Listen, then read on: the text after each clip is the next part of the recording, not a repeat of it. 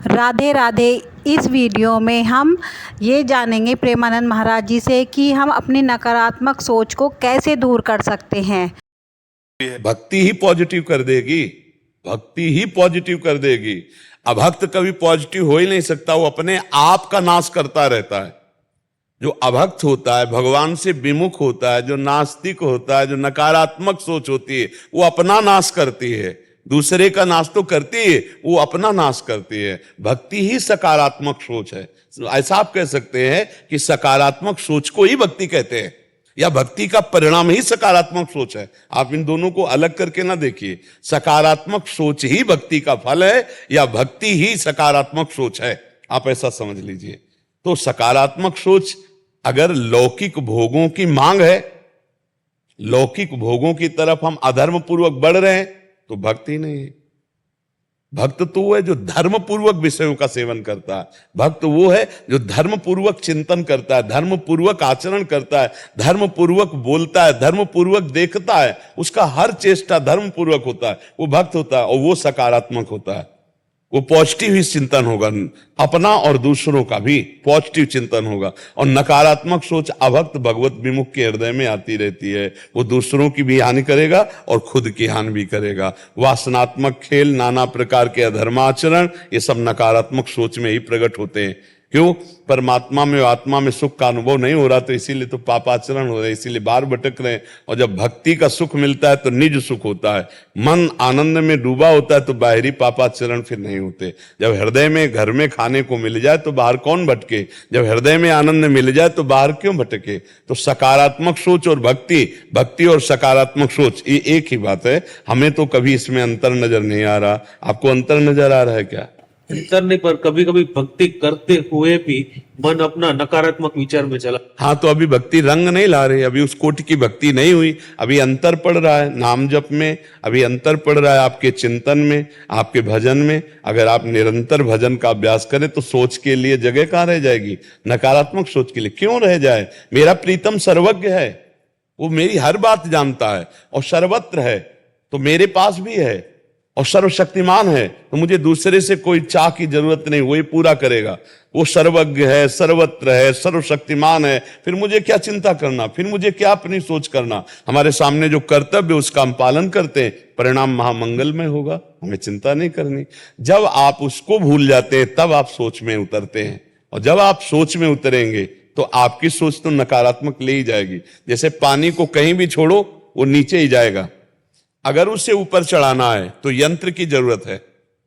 अगर आपकी सोच को ऊपर ऊर्ध्वगामी भगवत भाव में करना है तो मंत्र की जरूरत है। नाम मंत्र भूले तो का हनुमंत विपत्ति प्रभु सोई, जब तो सुमिरन भजन नोई। फंसा देगा मन, नकारात्मक सोच में फंसा देगा। इसलिए हर समय राधा राधा जपो, हर समय कृष्ण कृष्ण जपो, हर समय राम राम जपो। जो भगवान नाम आपको प्रियो, नाम जप करो, खाली मत रहो। इसमें पैसा नहीं लगता, नाम में क्या पैसा लग? अंदर हमारी सोच खाली ना रहे, क्योंकि अगर सोच खाली रहेगी तो संसारिक सोच आ जाएगी।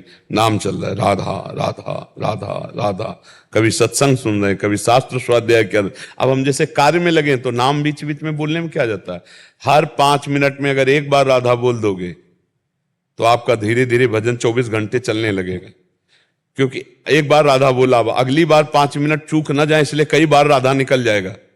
राधा बोलना है, 5 मिनट के बाद खाली नहीं होना चाहिए, हर 5 मिनट में एक बार राधा बोलना है, तो हर समय राधा राधा चलने लगेगा। आप नियम बनाओ, 5 मिनट में एक बार राधा, खाली नहीं जाएगा 5 मिनट, 5 मिनट 24 घंटे में खाली नहीं जाएगा।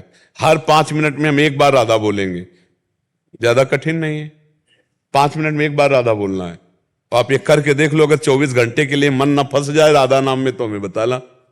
हर 5 मिनट में एक बार हमें राधा नाम बोलना है, हर 5 मिनट खाली नहीं जाना चाहिए, एक बार राधा बोलना है, तो आपका चिंतन बनने लगेगा कि 5 मिनट हुए कि नहीं, राधा बोलना है।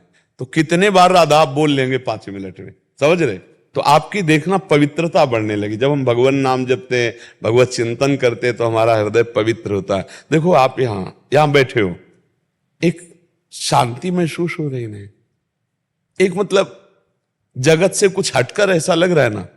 क्यों लग रहा है? क्या है? क्योंकि भगवत चर्चा हो रही, भगवान की चर्चा हो रही, नाम की चर्चा हो रही, और कोई जादू चमत्कार थोड़ी आपको चाहिए। सच्ची मानिए, आपको सिर्फ आपका ज्ञान चाहिए, आपको सिर्फ आपके अंदर जो आनंद है वो चाहिए। अब आप अपने ज्ञान और आनंद को बाहर खोज रहे हैं, दूसरे शरीरों में, भोगों में, वस्तुओं में, इसलिए खाली हैं। अगर आप लौट पड़े तो आपके अंदर वही ज्ञान है जो बड़े बड़े ऋषि मुनियों के अंदर है, आपके अंदर वही आनंद है जिसे भगवान कहते हैं, भगवदानंद। आप उनके अंश हो, आपको किसी और आनंद की जरूरत नहीं, पर वो समझ पाना कठिन है। इसलिए नाम जप करो, सत्संग सुनते रहो, और जब निगेटिव सोच होने लगे तो आप उसका साथ मत दो। मन के साथ जब हम हो जाएंगे तब फिर हम फंस जाएंगे। मन से अलग होकर, एक गंदा सोच रहा है राधा राधा राधा राधा, वो जलाएगा, उसको सह जाओ, आप पवित्र हो जाओगे। अब देखो, यही हम कहते हैं, भजन का फल आपके विचार हैं। शरीर रोग से ग्रसित हो, विचार निरोग हैं, ए आनंद में हो। शरीर स्वस्थ है, विचार रोगी है, गंदा काम, क्रोध, लोभ, मोह, मद, मत्सर, दुर्गति है। उसी को ठीक करने के लिए अध्यात्म है। रुपया पैसा से काम क्रोध नहीं जीते जाते, नाना प्रकार की भोग सामग्री से अंदर की जलन शांति नहीं की जा सकती। बाहर की ऐसी चमड़ी को ठंडा कर सकती, हृदय के नहीं। हृदय के सूत्रों को जब हमारे ठंडा चाहिए तो भागवती, बिना भगवान के चरण के हृदय शीतल नहीं हो सकता। नहीं ऐसे। राधे राधे। इस वीडियो में प्रेमानंद महाराज जी के द्वारा बहुत अच्छे शब्दों का उपयोग किया गया है, उसे अमल में लाएं और अपना कल्याण करें। राधे राधे।